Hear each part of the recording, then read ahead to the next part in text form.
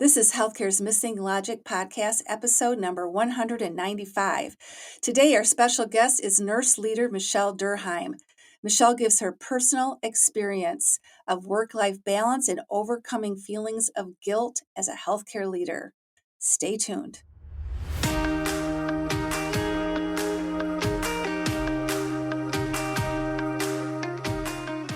Welcome back to Healthcare's Missing Logic podcast.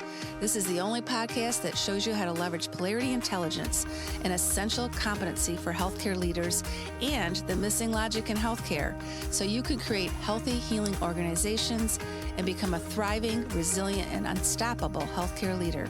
We are your hosts, Tracy Christofferson and Michele Troset. We've been best friends and colleagues for over 30 years. And during that time, we coached healthcare leaders across North America around how to create healthy, healing organizations. Today, we coach healthcare leaders and leadership teams to live thriving, resilient, and balanced lives, combat burnout, and create the best places to give and receive care. This podcast is for the unsung hero of healthcare, the healthcare leader. We want you to know we see you and we'll be here for you each week. In this podcast, we're going to challenge healthcare's industry norms, flip limiting beliefs, and share proven strategies so you can be your best self at work and at home, live and lead intentionally, and experience well-being and joy. We are glad you are here and look forward to sharing the journey with you.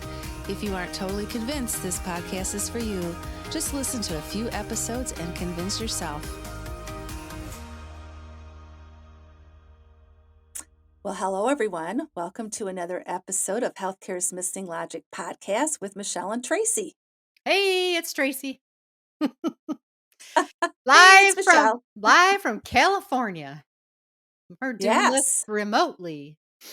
So Yes. not Another our- remote podcast. not our usual. But here we are. Do we have a usual? Well, when we're in the studio, I call that our usual, I guess. Maybe not. Yes, it's all up to your perspective. Well, today we had the opportunity to interview a wonderful guest. She's an awesome nurse from Michigan. And we met her at a conference that we were speakers at in January, and she is amazing and just so many lessons out of her.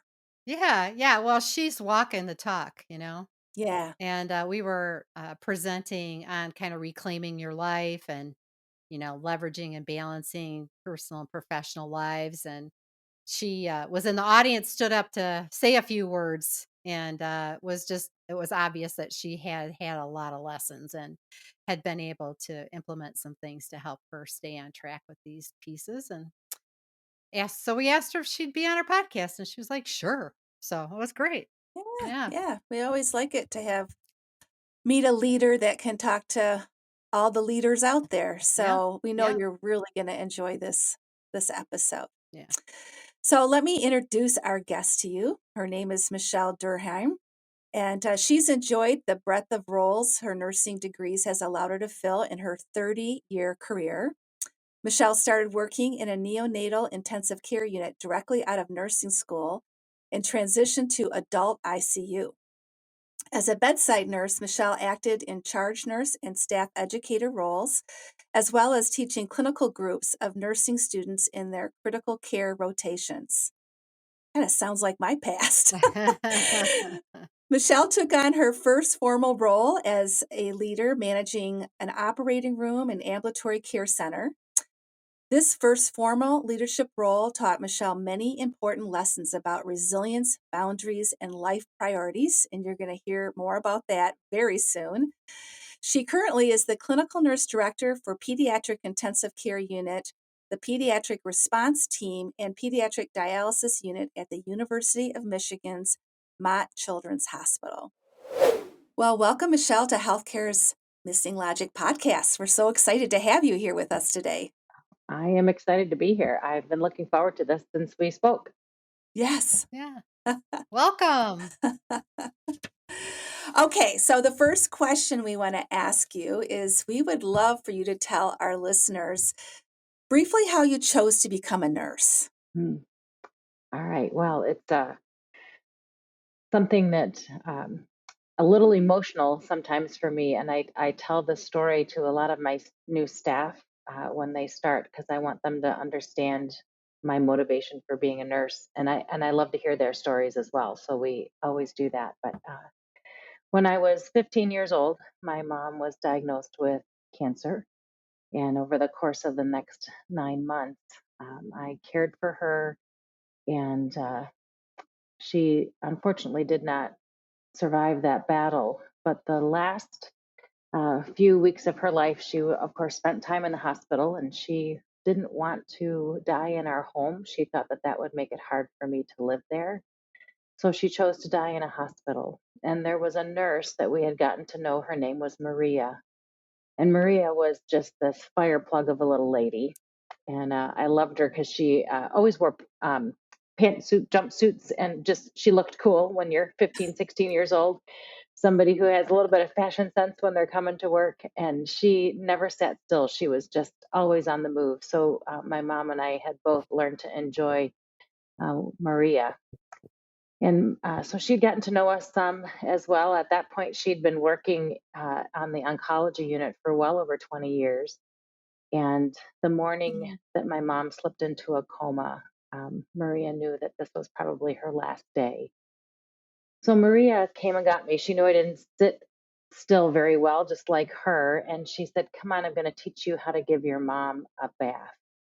Well, that was a little intimidating to think of, but Maria very caring and very lovingly showed me and taught me what to do. And in a very tangible way, gave me a very private and special way of saying goodbye to my mom. I'd been her caregiver for 9 months, and that's a pretty young age to take over being Yeah. a caregiver for your parent. Um, Mhm. and the beauty of that morning still sticks with me. Like I said, I can get emotional of just thinking about it still, and I'm a few years beyond that memory now. I'm a grandmother myself, so it's been a few years. Um, but what I realized as I pursued nursing and came back about 5 years later to that same hospital, which that morning after my mom had died when I left, I thought I'd never wanted to go back there again. But I became a nurse and I went and found Maria. Ah, And I was excited to have found her. And oh, she didn't remember me. And that hurt a little bit.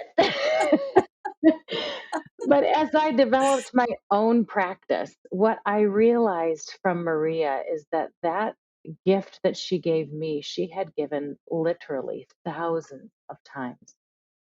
Um, Ultimately, I worked with Maria for many years. At one point, I was her boss, which she just always loved direct patient care. She worked in the oncology unit for over 42 years before she retired. And when she retired in her 70s, she retired only because she was then going to care for her 96 and 98-year-old mother and mother in law who were moving in with her. So, what I like to say about Maria is that she created the art of nursing, and she may have started her career drawing stick figures, but by the end of her career, she was a Rembrandt. And the mm, art Mhm. that she created every day and the gifts that she gave, I'm sure that there is more than one family that looks back on her practice fondly and that she gave them a gift. And I'm still grateful all these years later, nearly yeah. oh my goodness, for nearly 40 years. Wow. Wow. So, Wow. What's such an amazing story, Michelle. And yeah. so it just is such an intimate, I Mhm. just kind of was there with you almost when you were telling that story and what an intimate Yeah. experience that was for you and your mom. And just that reminds us all the power of one person that you Mhm. may not even realize the impact that you're Right. having. And Yeah. Mm. yeah, Yeah. Yeah, what a beautiful yeah, story. Yeah, you just don't know. No, You don't know. Everything you do has an impact, right? And you absolutely. just don't know the significance of that always. And what a great role model for you Yes. and an introduction, right, to Mhm. nursing. And I can certainly see why it motivated you Yes. to go into that field. And eventually you became a leader. I did. And as we read in your bio that, this was like your first formal leadership role taught you a lot of really important Yes. things and lessons, right, around resilience, boundaries, Hmm. and life priorities. And so let's unpack that a little bit Yeah. because I think a lot of our leader listeners would be really interested to know kind of what you learned, the lessons that you learned. And let's just do these one at a time. So let's start with what were the lessons that you learned about resilience? Boy, resilience. Uh, you can't be resilient if you're not taking care of yourself. And as I went to graduate school, was starting a family, um, I kind of forgot that you have to be a priority and that you have nothing left to give if you're not taking care of yourself. And I wasn't exercising, I wasn't eating right, I was gaining weight. Um, I wasn't happy with myself because I was always giving to everybody else. And so, what I realized is that to be resilient and to be able to get up again the next morning and to give myself again to others, my family, my staff, I had to first take care of myself. And so that was I would say, not a fast learned lesson, and one that I continue to learn as life changes come and Yes. realizing how my self care needs to change. Um, I have family, very precious family, my son and his daughter in law, and my grandchildren that live here in Arizona, which is where I am right now, visiting them. And then I realized that to take care of myself, I need to not be missing them too much, and that resilience that I need every day means that I need to see them regularly. So I work with my boss, um, and she allows me to work some here from Arizona, which I can do as a leader and still participate with my team. But then that allows me to come more often, which is an awesome thing. And that's what I know now. I need to do more self care Hmm. so that I can be resilient and be able to give to my staff. Because, man, toddlers grow fast. And I, I don't want to miss some of those precious moments because I'm a committed leader. I love my team. I love the work that we do. Um, but that resilience for me to be able to get out of bed the next morning, I need to see these little people. Yeah. Yeah. Oh, they're so important. I know that's what fills my bucket, I can tell you. And I don't live near mine. I don't live near any of my grandchildren either, so it's so important, Yeah. right, to be with them and to Hmm. witness their growth and development over Yeah. time. I certainly understand that Yeah. and how it lifts you up, It Hmm. does. gives you the energy to do the things you need to do. Yeah, Absolutely. totally in alignment with that. What about boundaries? That was you learned some lessons around boundaries too. So Oh, yeah. tell us a little bit about those lessons. Yeah, that I would say this is all so knotted and interconnected. And so a lot of time spent sorting things out and understanding who I am as a person. And so I don't know if you've ever heard of the Enneagram, Oh, yeah. Mhm. um, and understanding your basic personality. I'm a two on the Enneagram, which is a helper or a giver. And um, but what I realized over time is that I may be on the outside looking very generous and very like, oh wow, Michelle is such a giving person. But I may not always have the purest motives, and I may actually be giving something to you and expecting something in return. It could be as simple as a thank you, or could be more complex. But what I realized that I did it at work too. And I overgave and I overextended myself to the point that it, it it it wears on you because you're giving Hmm. too much and you're not getting enough back. So Hmm. I started exercising the phrase in my mind: is that mine? Is that mine to take? Is that mine to volunteer for? Is that mine to do? And if the answer was really no, then that's a boundary for me because, or the other question I would say, is that mine to do? And if it's yes or no, can I do it without expecting something in return? And if I can't, then I need to do some thinking. And can I change that? Or is it just a boundary? And no, that's going to have to be no, because I can't cross that one and not expect something to come back from me. So I'm not going to be able to give that. So Mm. to give you an example, when you have a staff, have about 180 staff members, and that's a lot of people under your direction. And so they know that early in the morning, I am an early morning runner. That's part of my self care. I protect that time, and my staff Mhm. respect that boundary Mm. because I give them access to me, but they know that there are times of the day that they don't have that access. And I hold that boundary. And I'll say to them, if it's an emergency, you can call me between 4 and 6 in the morning. But if it's not an emergency, I'm going to ask you that you wait. I know I'm up, and I know I'm running. And you may say to yourself, oh, well, I know Michelle's up. But if I don't have that peace and quiet and that time to myself, then I know my day doesn't go very well. Um, there was a trip that we had taken, my husband and I, actually out here to Arizona, and weather had delayed our flight back. We had, unfortunately, a threat of a school shooting back in Michigan, which Mm. took the the supervisor who was supposed to report to the unit that morning off the unit.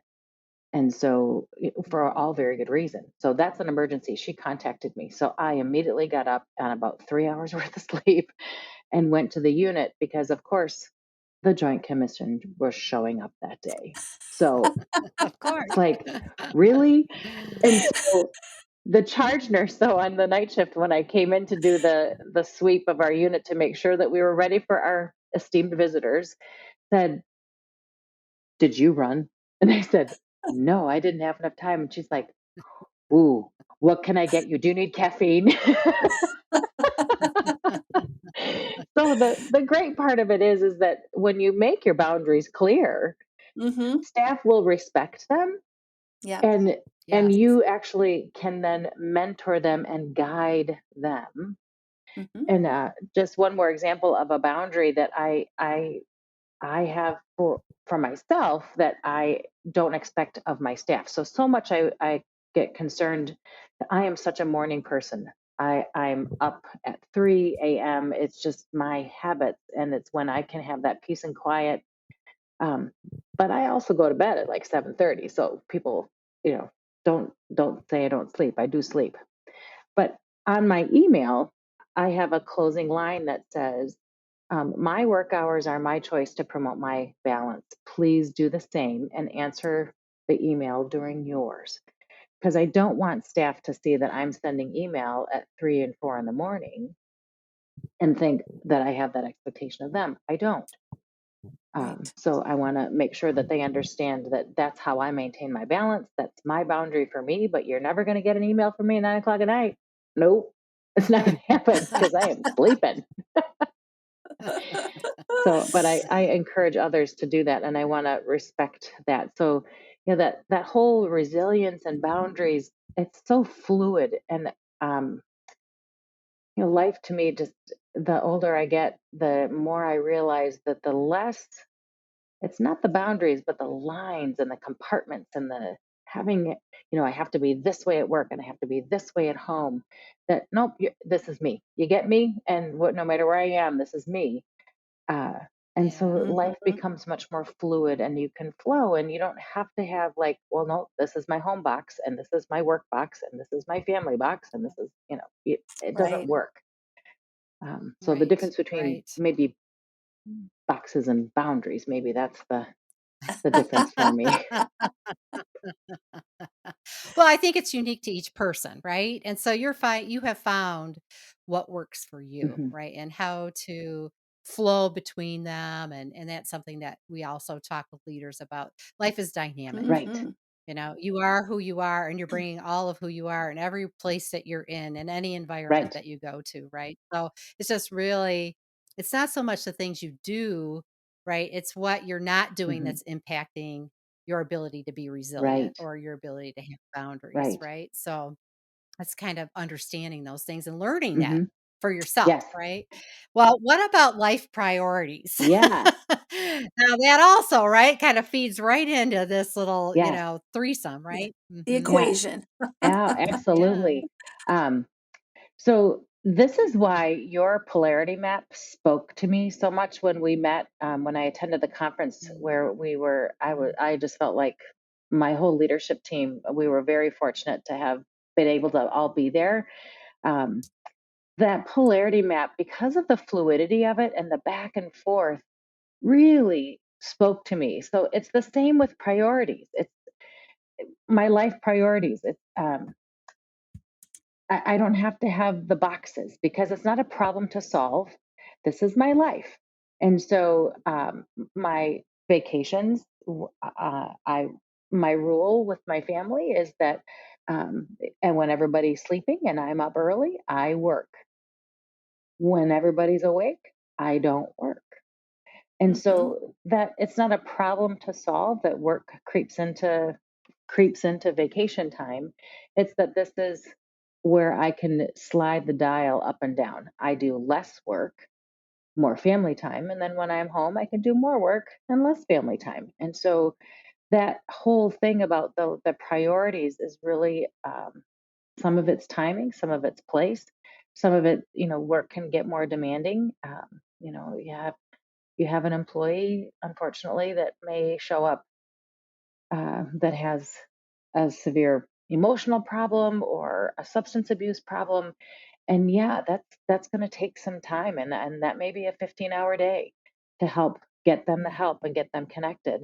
But then you slide the dial back and you take more personal time another day. And so by not seeing it as a yeah, problem, that really that has helped me shift even more about where priorities need to be, and not thinking of everything as a problem but as a polarity. That's been a big difference for my team, and I love it when, one of my team, so I have 9 leaders, on my team, and somebody will say, well, that's really not a problem. That's a polarity. Let's talk that through. And I'm like, yes, we're getting there.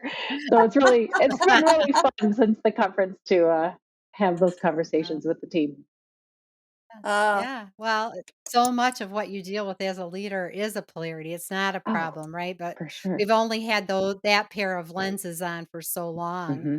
And I think, when it comes to the life priorities too, when you're really clear on your Hmm. priorities, then it's just a matter of adjustment, Yes. like you said, right? And as long as you're paying attention to your priorities and you know what your priorities Hmm. are, then it's easier, right? Because you just say, "Okay, this is what the priority is Yes. today. All right, now I'm gonna move over here and then I'll adjust this to meet this priority tomorrow," right? Like, Correct. so you make it more fluid, but it's when you're not clear on your priorities or everything's a priority, right? And Right. you don't have that clarity that you can get into trouble because Oh, you're yeah. treating like everything is urgent, everything's a Hmm. priority when in truth it probably is not. Right. And what I hear from you Yeah. is you got really clear Yep. on what the priority for you and you make adjustments and Yes. choices based on the priority. Absolutely. Absolutely. And I think, um, something you said, Tracy, just kind of triggered another thought that, as you are thinking through those priorities in life, the time that you have to give, it doesn't make anything less important, and so you almost have to live with a little bit of a level of discomfort. Like, I think we as nurses Mhm. and even healthcare people in general, we like to finish things. We finish our shift, we finish our charting, we finish, finish, finish, finish. When you move into that leadership realm, you have to get comfortable knowing that the work's really never going to be done and that there's always going to be something to do tomorrow. And again, that's not a problem. But my right. priority at the end of the day is, do I have the priorities I needed done at work today completed? And now my Mhm. priority can shift outside of work to my Mhm. husband, my family, my self care. And so that comfortability, if is that a word? But feeling comfortable as a leader, knowing that that work is really never finished, but are Right. the priorities met enough today to allow you to wind down? Because I think when you don't have that, and Mhm. you want to get to the end of it. That's what I think I burned myself out in that first leadership role, Yeah. and that I wanted it done and done and done and done and done, and I never was able to move to then a different priority, and work was just always there, and I lit Yeah. the candle at both ends and came to the meet in the middle, and there wasn't nothing left. Yeah, yeah, that's what happens. Yeah. That's what Yeah. happens. That's a great distinction. Mhm, Is this enough today? Hmm. Have I done the key things I needed to do Yeah. today? And some days the answer might be no. That's a Yes. reality, right? And then is it so Hmm. urgent that I have to continue? Yeah. Or is this, can I pick this up Yes. tomorrow? Right. And just making that determination before you leave Hmm. work, so that you can leave work, Right. right? Like, I think we just carry that stuff in a backpack around with us all night, right? And then it just keeps knocking on our back, like, hey, hey, hey, Right. I'm here, I'm here, I'm here. And you don't let go, and then you burn out, right? You're Right. exhausted from carrying it around and you're not doing it, right? But you feel guilty about it. Oh, yeah, So oh, yeah, guilt. Oh, yeah, yeah. yeah. that's And that Well, one's coming up. yeah, that one's coming up. We got the guilt thing coming up.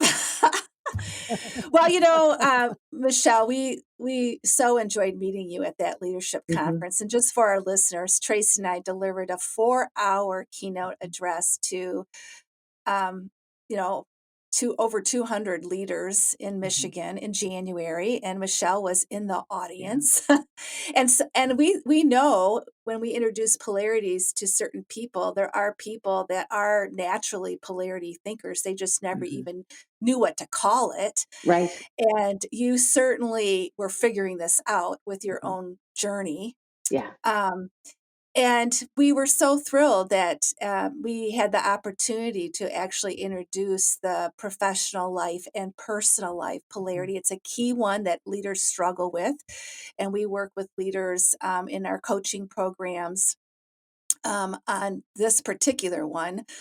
And I'm just curious now that you have the tool in your hand and it's been over a month, Hmm. Yes. in what ways have you even applied it more as a tool um, Yeah. at being a leader? Yeah. Like I said, it just really spoke to me, and I guess I'd Hmm. a natural polarity thinker. Maybe that's where I am at this point in my life. But I actually keep it on my desk. It's the one that we built that day. It's still Yeah. sitting Mhm, mhm, right on the top, because what it helps me do, because the guilt still pricks in the back of your mind, like, I'm not, can I ever be enough? Am I ever good enough as a leader? Do I need to give more? Um, but having that there to remind me of, today I can give a little bit more, but tomorrow I need to give a little more to home.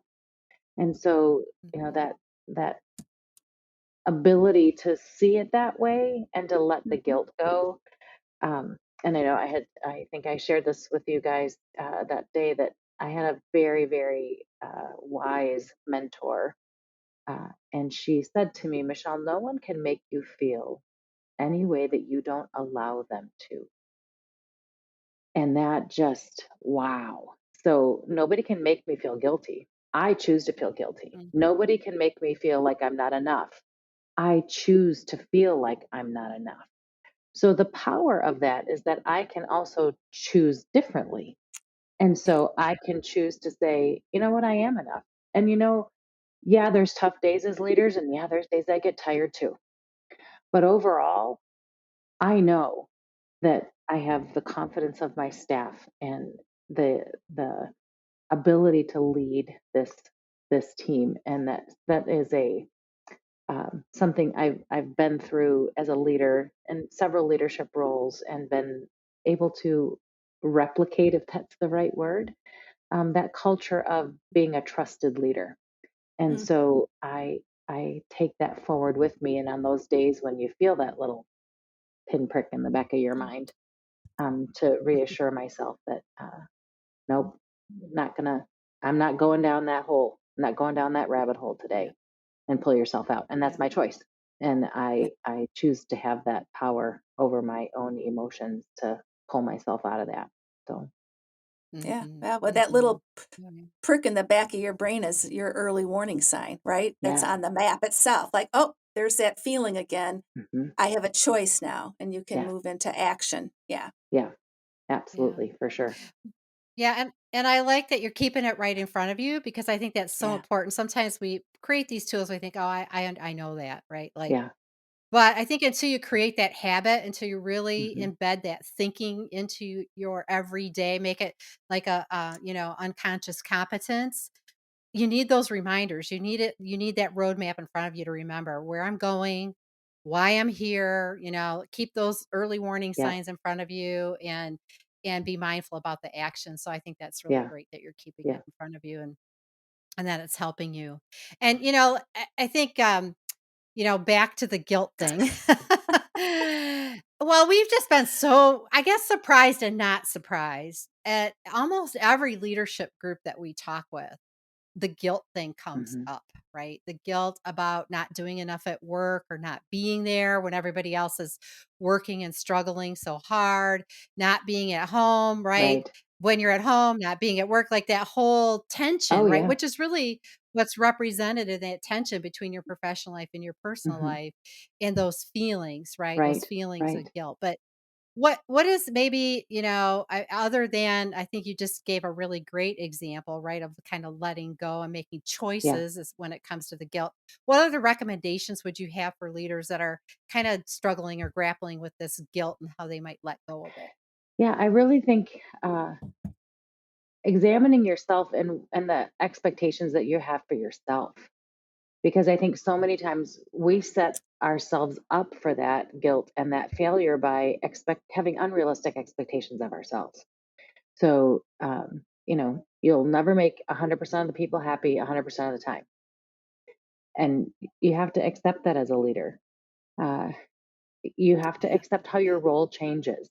So, when if you start as staff and then transition into a leadership role in the same area, that is challenging because you have relationships with people and it changes then when you're the leader. Not understanding that then can heap more guilt on because then you're seeing people change how they treat you and then you feel like, oh, see, I'm not enough, I'm not good enough. um, and in healthcare, and I hate this part about healthcare, we can be catty. That whole thing about we eat our young, we don't let people make mistakes, we're unforgiving, people's lives are on the line. um, and we don't create a just or a safe culture when we do that. Mm, And so I think recognizing your own triggers, realizing no one is 100% perfect, practicing some self forgiveness so that mhm, you can be humble as a leader and admit when you make a mistake, Hmm. um, and not beat Mm. yourself up. So I'll give you an example. I had been in the pediatric ICU, back in the PICU for about a year and a half. We had a case that was a fairly gruesome injury, and the face was involved in the injury, and so it was very disturbing for the staff to take care of them. So I said, you know what, we're gonna warn people. We're going to maybe select a few of our senior nurses until this patient has been a little more recovered because this was a very unsettling injury. And so I was accused of um, being racially biased in doing mm, that. And it lit my fuse as a leader. And I went off on my staff. And this is hurtful. I can't believe that you would think this.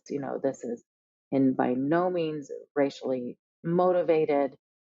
Um, and I realized I didn't do enough calming myself down before I got in front of my staff, and um, was not appropriate. Mm. Well, one of my senior staff came and talked with me, and she's like, that doesn't help anybody when you talk to us that mm, way. I'm like, I said, but that was so mhm, unfair. And she's like, but Michelle, being a leader, sometimes people are going to say things, and she was mentoring me. And Yeah. so yeah, I, because my blunder was public, my apology needed to be public. And I held a special staff meeting and I apologized for my behavior and that it felt unjust to me and that I wasn't going to justify what I did. What I did was wrong and the way I behaved was wrong. And I would say that in those moments, we have the ability to prove our mettle as a leader. And if you're willing enough to be humble and Mhm. realize your mistakes and admit them and be vulnerable, you can come out on the other side of a blunder actually stronger as a leader if you Yeah. if you can do those things. It's never easy. Never easy. No. No. No. No, it's not, but you're a human being, Right. right? And I think that just shows that to Hmm. people. And to me, that was a great partnering Hmm. relationship that you had with your senior staff Yeah. person for them to be able to come to you and say that, Hmm. right? Like, hey, here's my perspective on this. And for you to be open Yeah. to that, that just shows the depth of relationship that you did have. Right. And when you have deep relationships, that's a foundation for everything else, right? So you can make mistakes because we're all going to, Right. Right. but there's more forgiveness and understanding when you have a strong, Hmm. healthy relationship with with your Yeah. team and Yeah. others. Well, and you learned from it, right? So Hmm. those things are going to happen, and it's so important whenever we Yeah. have those difficult Hmm. lessons in life that we pause and like, Hmm. what am I supposed to learn from this? So, Right. Right. yeah. Yeah. Yeah. For That's sure. great. That's Yeah. great. Yeah. Yeah. But it didn't, it wasn't the defining end of your career, No. right? No. Like we make mistakes and people think, oh my gosh, like as a leader, right? And especially as a new leader, can't make any mistakes. I can't do anything Oh wrong, right? gosh. It's not going to end That's everything, Right. right? right. Like it's learning from it and recognizing it, moving on. Right. Like just move on. Right. Move on. Yep. Create a Yeah. ceremony for Yeah. yourself. Keep moving. I'm letting this go. I'm Yeah. leaving it behind. Yep. Some ritual for yourself, some self forgiveness needs to enter in so that you Yes. can really get your mind free. Because if you stay in it, that's when you will start to fail as a leader because you just can't Ex- stay in the trench. You cannot stay in the trench. yeah. Can't keep that loop Nope. going. Right. Change the tape. Mm-mm. Yes. Yeah. Yes. Change the tape. Exactly. Ah, Yeah. Yeah. That's great. That's great. Well, are we ready for the missing I think questions? so. All All right. right, here we go, Okay. Michelle. Now, Woo. we've been talking a lot about you and your professional, Yes. right, life and kind of what you've been doing as a leader to manage that and have resilience and be balanced. And so we just like to ask a few little secret questions at the end. Okay. Just really just kind of let our listeners know you a little bit on a personal Sure. side. And you spoke a little bit about your personal life as well, but nothing you can't handle. These aren't hard. Okay. They're just kind of fun. All right. So the first missing question is, we know you love your leadership role as a grandma because every grandma is a leader, that's Absolutely. for sure. So, what is one thing you hope to role model for your grandchildren, especially about work life Oh balance? gosh. Um, I think it's that priorities. Uh, that they know that yes, Grammy can work and but that they are a higher priority always, and Mm. that they can always approach. And if Grammy tends, Mhm. is even on a meeting or doing her email, that they can be safe in approaching because they know that they're a priority. And then hopefully, then in turn, they can model that to their people that are important in their lives as they grow. So people Yeah. Yeah. are people are the That's great. priority. Oh, they are. They are. And those relationships are so Yes. And they important. learn a lot. They learn a lot just from watching you, right? Oh, How for you are. sure. Oh, Yeah. Absolutely. oh, they learn everything that Yeah, way, Right. right? Initially. I Yeah. know. Everything is all about interactions and what they observe and it gets embedded into them Yes, for the rest of their lives. So you're doing the right absolutely. things there. Yeah, I Yeah. had to chuckle. So I All dropped my right. phone when we were out here, and I told my daughter-in-law, "I'm very glad the children weren't around because when I realized I broke my phone, Grammy said some words that she would not want them to hear."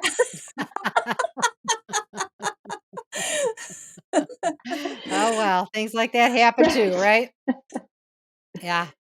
All right. The next question is, what is one fun thing you like to do that might surprise other people? Oh, I actually really love to dance.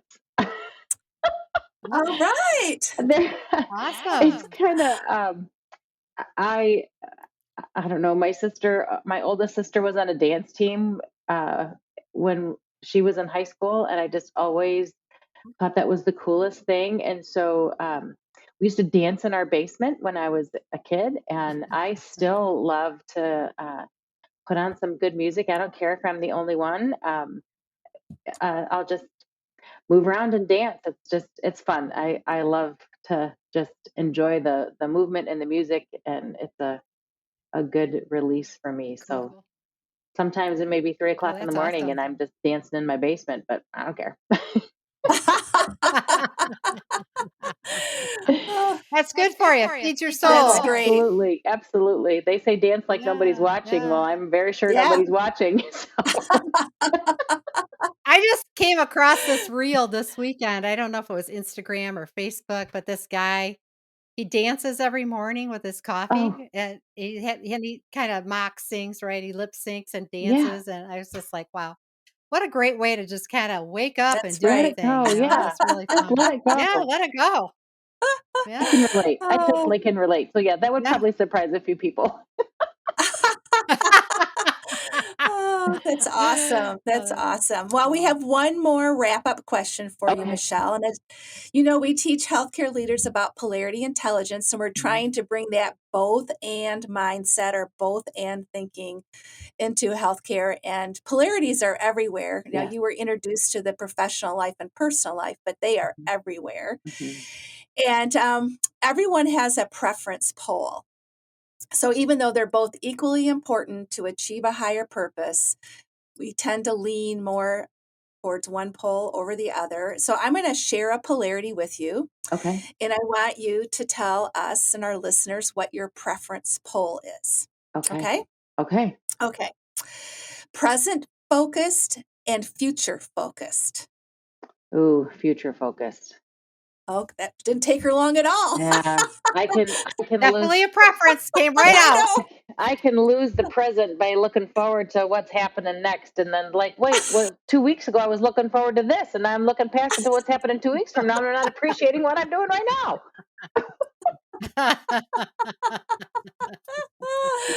Oh, Oh, yeah, that's great. yeah, that is great, right? They're both important, Yeah, but we do tend to lean. So that Yes, was an easy one for you to answer. yes. Awesome.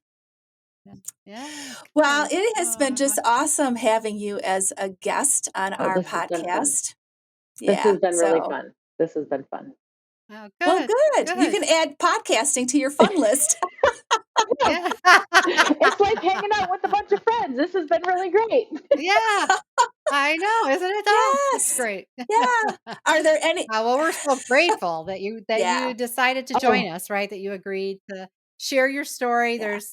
We know there's leaders out there that have had some really significant yes, lessons, and anytime we can kind of have them share their stories, it helps other people know Yes. it is possible yeah. to have this, right? It is possible to be a Hmm. leader that thrives and has balance. And so thanks for I hope sharing your so. Yeah. story. Oh, thanks for Yeah. asking me. I Yeah. feel very honored. Yeah. Thank you. Uh, you bet. And we'll keep in touch. Okay, sounds great. Okay. Sounds great. All right. And for our listeners out there watching on our YouTube or listening on the airwaves, we thank you so much for joining this special podcast with Michelle and another episode of Healthcare's Missing Logic podcast. And stay safe and healthy, and we'll see you next time. Bye. Hi, it's Tracy, and we're hearing from healthcare leaders all across the US how exhausted they are, how they are struggling with work life balance, and how guilty they feel most of the time. If you're like these leaders, you're wondering whether you have the stamina to continue in your role because this new normal, with increasing expectations, staff demands, and competing priorities, is depleting your energy and leaving you questioning your purpose and your future. We want you to know we hear you and we see you. And this is why we're inviting you to register for the How to Reclaim Your Life in 5 Steps webinar. These 5 steps will move you from where you are today to becoming a thriving, resilient, and unstoppable or true healthcare leader. So you can create balance between your professional and personal life, grow and evolve as a leader, and live the life you truly desire, not the one that's left over after you've given all your time and energy to everybody else. So go over to missinglogic.com/new-events to learn more and register now.